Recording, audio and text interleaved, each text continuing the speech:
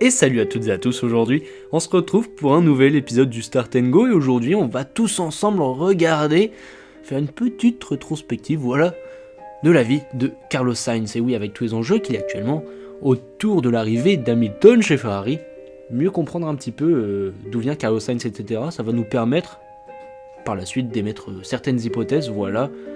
Je vous invite à aller d'ailleurs regarder notre débat autour de ce monsieur finalement. Et voilà, je vous souhaite à tous une bonne écoute.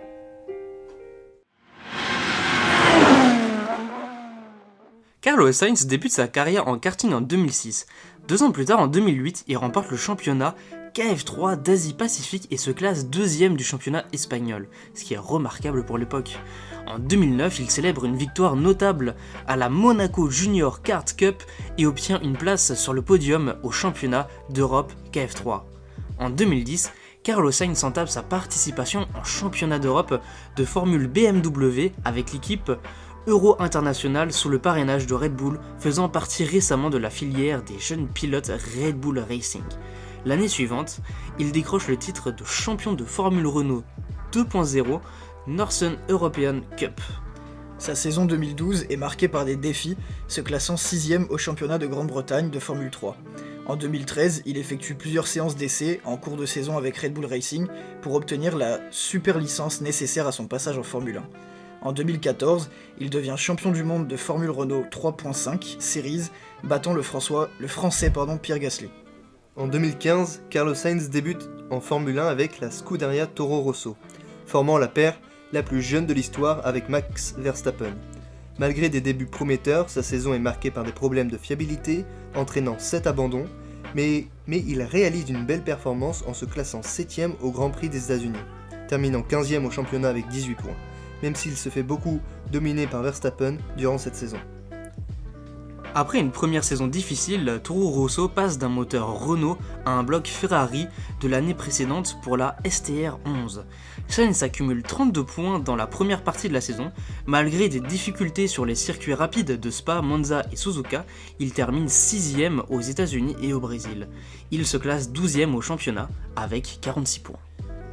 Malgré 6 abandons dus à divers problèmes, Sainz parvient à marquer des points dans plusieurs courses. Son meilleur résultat en F1, une 4ème place, est obtenu à Singapour. En septembre 2017, Renault le recrute pour remplacer Jolyon Palmer, confirmant son transfert à partir du Grand Prix des États-Unis. Malgré quelques difficultés lors des dernières courses, il se classe 9ème au championnat avec 54 points. Pour sa saison chez Renault, Sainz marque des points lors du Grand Prix inaugural et 6 fois de suite dans les courses suivantes. Il abandonne en Grande-Bretagne après un accrochage. Terminant hors des points à Bahreïn, en Autriche et en Allemagne, il se classe finalement 10ème au championnat avec 53 points. Le 3 août, Renault annonce son remplacement par Daniel Ricciardo dès 2019. Le 16 août, McLaren annonce que Sainz Jr. remplacera Fernando Alonso pour la saison 2019. Finalement, il se classe 10ème au championnat avec 53 points. À Melbourne et à Bahreïn, Sainz abandonne sur casse moteur et problème de boîte de vitesse. En Chine, il termine 14ème après un accrochage, en Azerbaïdjan 7ème et à Monaco, il finit 6ème et au Canada 11ème après une pénalité. Finalement, il se classe 6ème au championnat avec 96 points. L'échec des pourparlers entre Sebastian Vettel et la Scuderia Ferrari en mai 2020 a provoqué une onde de choc sur le marché des transferts. Le 14 mai, Daniel Ricciardo a été annoncé comme le nouveau pilote de McLaren Racing pour la saison 2021, laissant ainsi la porte ouverte à Carlos Sainz pour rejoindre Ferrari. Sainz a exprimé son enthousiasme pour ce nouveau défi, déclarant qu'il était honoré de courir pour la Scuderia Ferrari à partir de 2021, tout en restant concentré sur sa dernière saison avec McLaren Racing.